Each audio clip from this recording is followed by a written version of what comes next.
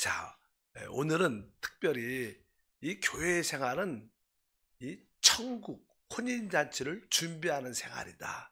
이렇게 그냥 말씀을 드릴 수 있습니다. 마태복음 22장에 보면 바로 혼인잔치로 우리를 초대하는 그런 내용이 그냥 비유로 설명을 쭉 합니다. 그래서 이 교회 생활은 무엇인가? 바로 천국 혼인잔치에 주님께 부르심과 택할 받는 그런 생활이다. 이렇게 말씀을 드릴 수 있는데, 시작은 22장 2절에 이렇게 시작하죠. 천국은 마치 자기 아들을 위하여 혼인잔치를 베푼 어떤 임금과 같으니. 여기 보니까 이제 자기 아들을 위하여, 어떤 임금하다, 자기 아들을 위하여. 그러니까 이게 혼인잔치의 아주 초점 중심은 바로 그 신랑이 되는 하나님의 아들을 말하죠. 그건 당연하게 우리 주 예수 그리스도이신 줄 믿습니다. 우리 주님은, 우리 하나님은 그 아들을 위하여 혼인잔치를 준비하셨습니다. 그래서 이제 그 신부를 준비하는 그런 내용에 대한 말씀을 쭉 하고 있습니다. 그래서 이제 이 혼인잔치를 준비했기 때문에 거기에는 당연하게 손님들이 와야 됩니다. 거기에 축하객들이. 그래서 이제는 사람들을 초청하는 그런 이야기가 기록되어 있어요. 그래서 이제 종들을 보내서 이 혼인잔치가 준비가 됐다, 와라, 이렇게 말을 하는데 생각보다 사람들이 잘 안 오는 거예요.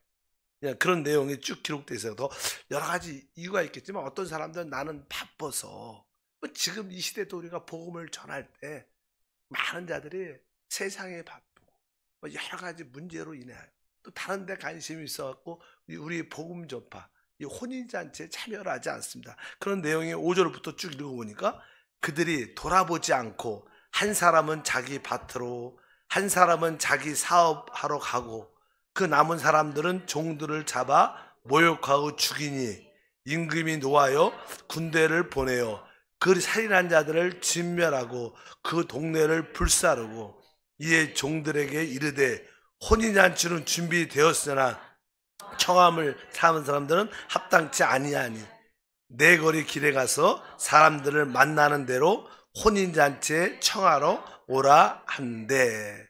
일단은 이 혼인잔치에 초청을 했는데 사람들이 각자 이렇게 바쁘다, 밭으로 가기도 하고 뭐 자기의 사업이 있다, 뭐 여러 가지 일들이 있어서 오진 않습니다. 또 하물며 어떤 사람들은 그 종들을 잡아 모욕하고 죽였다. 그러니까 이 왕이 화가 나서 군대를 보내서 완전히 살인한 자들을 진멸하고 동네를 불사렀다.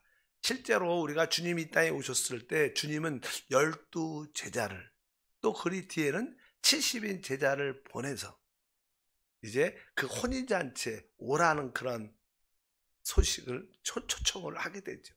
근데 사실 나는 뭐 12제자뿐만 아니라 70인 제자를 보내도 그렇게 받아들인 사람들이 많지가 않았습니다. 결국 우리가 그 후에 우리 주님은 십자가에서 결국 죽으십니다. 거절당하고 죽으시고 그분이 부활하시고 나서 이제 다시 이제 성령을 통하여 사람들, 종들을 또 보내주시죠. 또 그냥 그러면서 그냥 복음이 전파되는 시작을 갔는데, 그런데 그냥 특별히 이스라엘 백성들은 주님을 거역했기 때문에 여기 아까 그런 내용이 있었어요. 아까 보니까 7절에 보니까 그 임금이 노하여 군대를 보내어 그 살인한 자를 진멸하고, 뭐 이런 이야기는 이 교회 역사를 보게 되면 주 70년에 로마 티토스 장군이 예루살렘을 포위해 갖고 완전히 불태우고 성전을 완전히 파괴시켜 버려요. 예루살렘 성전.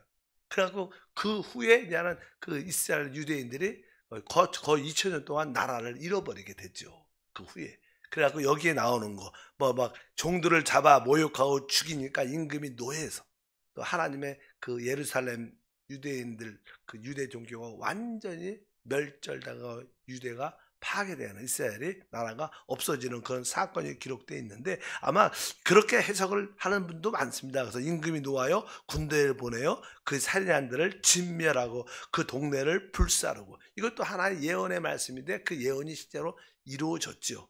그리고 나서 이제 계속 복음이 이렇게 전파되는 이야기가 쭉 지금까지 우리가 사는 시대까지 쭉 전해지고 있습니다. 그래서 이제 그 후에 많은 사람들을 보내서 그냥 여기저기에서 그냥 복음을 우리도 들었잖아요. 우리도 결국 그런 복음을 듣고 이제 우리 이제 그 혼인잔치에 참여하기 위해서 교회 생활로 들어온 줄 믿습니다. 어차피 여기서 중심은 바로 그 임금의 아들, 하나님의 아들이 신랑이고 모든 것의 중심이라는 것을 분명히 알아야 됩니다. 그래서 가장 중요한 것은 신랑 그리스도라는 것을 우리가 분명히 알고 그분을 우리의 모든 초점과 중심으로 삼아야 될 것이다. 이런 기본적인 전제를 갖고 있습니다. 그리고 나서 이제 그 왕이 그 잔치에 들어온 사람들을 보는 거예요. 근데 거기 보니까 혼인잔치엔 들어왔지만 혼인 예복을 입지 않은 자들. 예복을 입지. 그냥 예복의 중요성을 설명합니다. 이 11절부터 13절을 읽어보니까 임금이 손님들을 보러 들어올 새 거기서 예복을 입지 않은 한 사람을 보고 이르되 친구여 어찌하여 예복을 입지 않고 여기 들어왔느냐 하니 그가 아무 말도 못하거늘 임금이 사람들에게 말하되 그 손발을 묶고 바깥 어두운 데 내 던지라 거기서 슬플며 이를 갈게 되리라 하니라. 임금이 그 손님 중에서 보니까 어떤 사람이 예복을 입지 않았어요. 그분에게 말하죠. 너 왜 친구여 왜 예복을 입지 않고 왔느냐? 대답을 못하고 있습니다. 그러니까 이 임금이 종들에게 그 손발을 묶어서 바깥 어두운 데 내던져 거기서 슬플며 이를 갈게 되리라 하니라. 이렇게 말씀하는 거예요. 그래서 여기서 중요한 것은 이제 우리가 혼인잔치에 초대를 받아도 혼인 예복이 있어야 된다. 예복. 옷이 항상 이게 예복과 옷은 사람의 의를 상징합니다. 의. 그래서 우리에게는 이제 성경에 보면 우리에게는 두 가지 의가 필요하다 이렇게 말을 합니다. 어떤 두 가지 의의 옷이 필요하다. 첫 번째 우리는 죄인이었기 때문에 이제 우리가 주 예수를 믿고 죄 사함을 받고 나서 예수를 우리의 의로 입어야 돼. 그래서 우리가 예수 그리스도가 우리가 의가 되신다 그런 표현을 많이 하잖아. 그래서 뭐예요? 우리가 죄인인데 예수의 피로 죄사함 받고 나서 예수 그리스도로 옷 입어야 됩니다. 예수가 바로 우리의 의가 되는 줄 믿습니다. 그래서 기본적인 그 예복의 첫 번째는 바로 우리의 의가 되시는 예수 그리스도를 말씀합니다. 그래서 보통 이제 우리가 돌아온 탕자처럼 밖에 잃어버린 자가 됐다가 주님께 돌아오면 그 아버지가 돌아온 탕자에게 아주 최고의 좋은 옷을 입혀주죠. 우리가 누가복음 15장 22절에 그렇게 말합니다. 아버지는 종들에게 이르되 제일 좋은 옷을 내어다가 입히고 손에 가락지를 끼우고 발에 신을 신기라. 그러니까 아주 거지의 모습으로 구차한 모습으로 그렇게 낡은 더러운 옷으로 아버지께 돌아오니까 그 옷을 다 벗기고 가장 좋은 새 옷을 입힌다. 바로 이것이 다른 것이 아니라 바로 우리의 의가 되신 예수 그리스도의 바로 옷이다. 근데 성경에는 우리에게 또 하나의 옷이 필요하다. 이것은 우리가 그냥 겉에 객관적으로 우리를 덮어주는 우리의 의가 되시는 그리스도십니다. 그러나 우리는 이제 구원받은 후에 우리는 믿음으로 주님을 살아야 됩니다. 그래서 우리의 행함 안에는 의로움이 있어야 돼요. 의.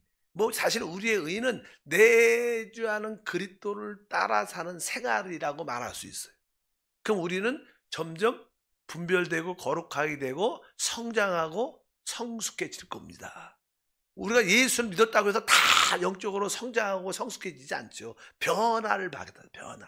우리 삶에 많은 고난과 어려움이 있는 것은 바로 점점점 우리가 변화하여 그리스도를 나의 내적인 의로 체험하는 겁니다. 아까는 객관적인 외적인 의의 옷을 입었어요. 우리가 너무 더러우니까. 그러나 우리는 내면적으로도 우리가 거룩함을 갖는 옷이 있어야 돼요. 그래서 이것은 뭐예요? 우리 생활에 의로운 생활이 있어야 된다.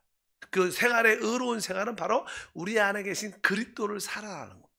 우리 안에 그리스도를 생명으로 취할 때마다 우리는 바로 하나님이 주신 또 하나의 이 주관적인 그런 의를 갖게 된다. 그래서 우리는 객관적인 의의 그리스도가 필요하고 또 체험한 우리가 거룩하게 변화되게 하는 생명되게 하는 바로 주관적인 의가 되시는 그리스도를 살 때 그것은 진짜 예복이 될 수 있다.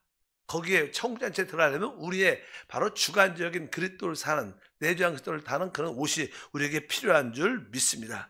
아까 다시 한번 읽어보면 아까 11절부터 마태복음 22장 다시 읽어보니까 임금이 손님을 보러 들어올 때 거기서 예복을 입지 않은 한 사람을 보고 이렇게 여기서 왜 예복을 입지 않았냐? 근데 여기서 말하는 예복은 바로 우리 안에 그리스도를 사는 바로 주관적인 의를 말합니다. 뭐 주님이 십자가에서 몸뼈 돌아가시고 피 흘려 돌아가셨을 때 이건 십자가를 바라보고 믿는 자들은 다 동일하게 그 객관적인 의를 갖게 돼요.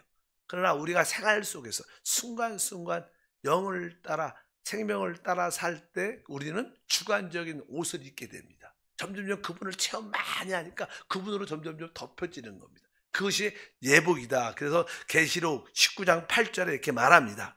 그에게 빛나고 깨끗한 새한포 옷을 입도록 허락하셨으니 이 새한포 옷은 성도들의 옳은 행실이로다 하더라. 그런데 여기에 우리는 한편적으로 이 빛나고 깨끗한 세마포 옷을 입도록 허락했다. 그런데 이 세마포 옷은 뭐라고 써있어요? 성도들의 옳은 행실.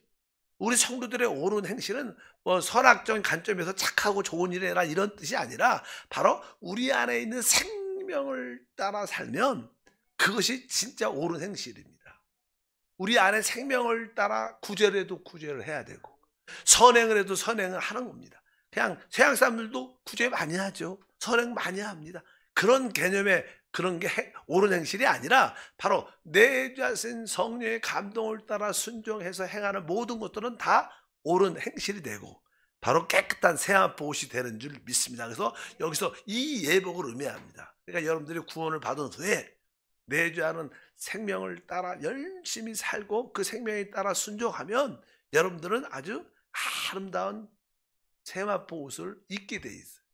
그것이 바로 우리 앞으로 천국 혼인잔치에 참여하는 예복이 될 줄 믿습니다. 그래서 하나님 나에게 아주 객관적인 그리스도를 옷 입게 하심을 감사하며 이제 주관적으로 순간순간 그리스도를 옷 입게 도와 주시옵소서. 이런 생활이 우리 가운데 진짜 필요합니다. 그래서 구원받은 후에 구원으로 끝나는 게 아니라 바로 우리에게 의로운 행실, 바로 주관적인 의의 옷을 입어야 이게 천국잔치에 들어가게 된다고 말씀을 드릴 수 있습니다. 사실 우리 성경에 보면 이 혼인잔치는 천년 왕국이 시작되죠. 천년 왕국. 그러니까 이 혼인잔치는 세상에서는 뭐 하루 하죠. 하루. 뭐 또 외국 같은 나라는 한 3일 한다. 혼인잔치 결혼 4시간. 근데 여기서는 뭐예요? 성경에서 진짜 우리의 혼인잔치는 몇 년 해요? 1000년 동안 누림을 갖는. 참 축복이죠. 1000년 동안 잔치의 누림이 있다. 이 세상에는 뭐 결혼하면 그날은 아주 밝고 기쁘고 그러잖아요. 또 외국 같은 경우는 3일 한 날도 많더라고요. 3일. 3일 동안 마음껏 누리는데 진짜 이 혼인잔치의 우리의 영적인 혼인잔치는 1000년 동안 이루어지는 거예요. 그래서 사실 주님이 다시 오신다는 것은 주님의 신부들과 다시 이 땅에 오시거든요. 이건 뭐예요? 사실 1000년 동안 이게 하나님은 누림을 가지러 이 땅에 오시는 줄 믿습니다. 그래서 우리에게 이 옷이 예복의 옷이 있어야 돼요. 그래서 하나님 내가 이 두 가지 옷을 준비케 하옵소서. 이미 우리는 다 첫 번째 옷은 입었어요. 그러나 내주하는 그리스도를 따라 사는 옳은 행실을 따라 행하는 그러한 예복이 우리 가운데 있어야 될 줄 믿습니다. 그래서 우리가 구원받는 것과 영적으로 성숙하고 변화된 것은 별개의 문제다. 그래서 우리는 그것을 구별할 수 있어야 된다. 그래서 우리가 구원과 보상은 다른 것이다. 상을 받는 것. 여기서 상을 받는 것은 뭐예요? 우리가 천국 혼인잔치에 참여하게 되는 자. 그래서 이제는 성경에 아주 중요한 말씀이 한 가지가 있는데 14절에 말합니다. 22장 14절에 청함을 받은 자는 많되 택함을 입은 자는 적으니라. 이렇게 말합니다. 청함을 받은 자는 많다. 그러나 택함을 입은 자는 적으니라. 사실 이게 청했다. 이건 부르심을 받았다는 뜻입니다. 청했다. 불렀다는 거죠. 우리 모두는 다 하나님께 지금 어떻게 했어요? 부르심을 받은 자들. 쉬운 말로 구원받은 자들. 그러나 택함을 받은 자는 혼인잔치 신부로 들어가는 거예요. 이 의미입니다. 이 의미. 청함과 택함의 차이가 무엇이냐? 청함은 우리가 구원으로 부르심을 받은 거고 우리 다 받았잖아요. 그러나 이제 진짜 주님의 신부로 택함 받는 것은 또 별개의 문제라는 거예요. 오늘 말씀에도 청함을 받은 자는 많죠. 그러나 여기에 택함을 입은 자는 어떻게 돼요? 적다고 말합니다. 여러분들이 그리스도의 신부로 택함 받기를 축복합니다. 그런데 내가 그리스도 신부로 택함 받았냐 안 받았냐 솔직하게 그것은 좀 가봐야 돼. 주님이 정하시는 거예요. 우리는 구원은 받았습니다. 청함은 다 받았어요. 그러나 나중에 주님이 너는 내 신부로 올라와라. 그게 사실 어떻게 보면 이기는 자의 휴고죠. 이기는 자의 휴고는 진짜 택함 받은 주님의 신부가 되는 줄 믿습니다. 여러분도 이렇게 우리가 당신 이렇게 휴고 될 자신 있어요? 이렇게 대답하면 얼굴 두꺼운 사람 아멘 이렇게 기대를 할지 모르지만 사실 그건 뭐 주님이 아시죠. 뭐 우리가 아는 게 아니죠. 주님이 선택하는 거니. 그러니까 바로 우리가 오늘 말씀에도 청함을 받은 자는 부르심을 받고 구원받은 사람은 많지만 신부로 다음 천년왕국의 그 천년 동안 그 혼인잔치의 신부로 누리는 자들은 그렇게 많지 않다. 적다고 오늘 분명히 말씀하는 줄 믿습니다. 이 말이 17장 14절에 또 그런 말이 청함과 부르심과 이 택함에 대한 표현이 또 하나 나오는데 계시록 17장 14절에 보니까 써 있죠. 그들이 어린 양과 더불어 싸우려니와 어린 양은 만주의 주시오 만왕의 왕이심으로 그들을 이기실 터이요 또 그와 함께 있는 자들 곧 부르심을 받고 택함을 받은 진실한 자들도 이기리로다. 여기도 보니까 곧 부르심을 받고, 부르심이 아까 말 청함이라는 뜻이었잖아요. 그러니까 부르심을 받을 뿐만 아니라 또 어떻게 돼요? 신부로 뭐가 돼야 돼요? 택해진 자가 진짜 진실한 자다. 이런 자들이 진짜 천년왕국의 최고의 누림을 갖게 될 것이다. 그래서 우리는 이 청함을 받은, 부르심을 받은 거로만 만족하지 말고 어떻게 이제 주님께 신부로 어떻게 돼요? 택함을 받는 자가 돼. 그래서 우리가 복음을 전할 때 우리가 이제 부르심도 구원도 중요하지만 이제 구원받는 사람한테는 뭘 말해야 돼요? 이제 주님께 신부로 택해줘야 된다. 택함을 받아야 된다. 택함을 받아야 된다. 그것이 뭐 우리가 말하는 이기는 자가 돼야 된다. 휴거해야 된다. 이런 말을 하는 거예요. 그러니까 복음을 전할 때 우리는 택함을 넘어서 부르심을 넘어서 택함을 말할 수 있어요. 택함도 말해야 된다. 그래서 여러분들이 가족뿐만 아니라 같이 교제하는 우리 모든 동역자들에게 우리가 다 부르심을 넘어서 우리는 다 신부로 택함 받는 자가 돼야 된다. 좀 더 우리가 내주하는 그리스도로 늘 옷 입고 살자. 그 생명을 따라 살자. 영을 따라 살자. 그러다 보면 여러분들은 자연스럽게 신부로 세워질 줄 믿습니다. 잠깐만 뭐 신부 이야기하고 뭐 이기는 자 이야기도 했지만 그냥 그것을 우리가 영을 따라 살고 생명을 따라 살면 자연스럽게 여러분 그리스도를 옷 입게 되기 때문에 여러분들에게는 그 혼인 예복이 준비되는 자들입니다. 그럴 때 여러분들의 그 신부로 세워지는 천년 동안 주님의 놀라운 은혜가 함께할 줄을 믿습니다. 우리 학교 비유도 마찬가지예요. 학생들이 이제 고등학생들도 마찬가지지만 대학생도 마찬가지지만 뭐 3년 4년을 열심히 공부를 했어요. 그리고 다 졸업을 해. 뭐 졸업은 하지만 상을 타는 사람은 소수입니다. 그렇잖아요. 뭐 이렇게 고등학교도 이렇게 졸업은 하겠지만 거기서 상을 타고 졸업하는 사람들은 많지 않아요. 그런 뜻입니다. 바로 아까 청함과 택함은 다 구원은 받지만 거기서 상을 타는 사람들은 소수다. 그래서 우리가 그런 의미로서 우리가 이 교회 생활은 무엇인가? 교회 생활은 바로 혼인잔치에 참여할 수 있는 준비를 하는 기간입니다. 여러분들이 그런 준비를 잘 하시길 주님으로 축복합니다. 그래서 순간순간 여러분들이 우리가 올해 표도 그렇잖아요. 정말로 우리 그리스도를 우리의 참된 호흡, 참된 양식, 참된 음료로 그분을 체험하고 누리자.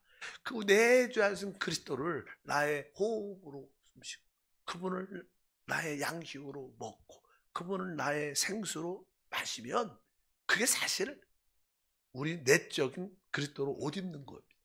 사실 그게 그냥 그렇게 생활을 하다 보면 순간순간 그분을 주님이 내 안에 계신 주님이 나의 의십니다.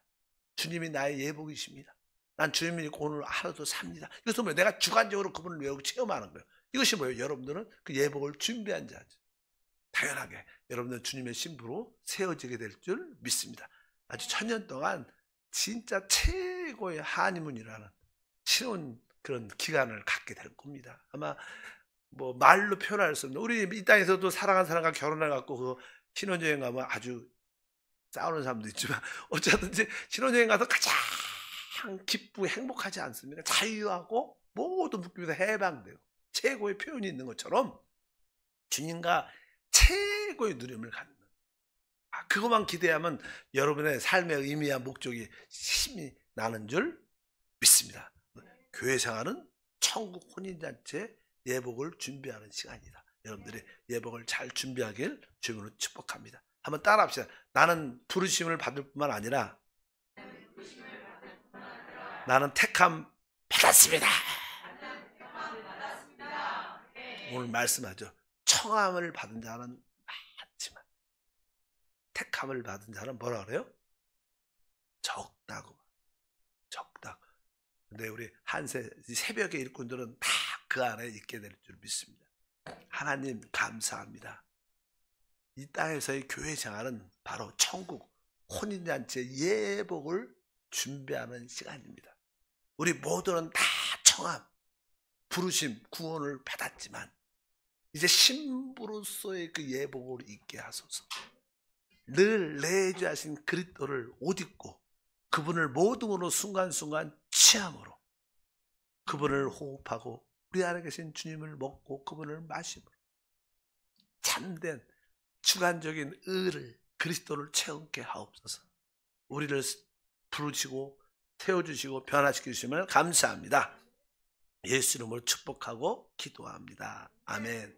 하늘에 계신 우리 아버지여, 이름이 거룩히 여김을 받으시오며 나라가 임하시오며 뜻이 하늘에서 이루어진 것 같이 땅에서도 이루어지리다.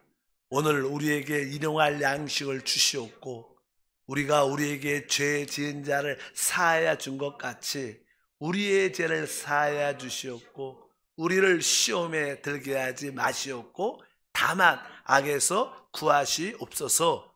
나라와 권세와 영광이 아버지께 영원히 싸움나이다. 아멘. 기도하겠습니다.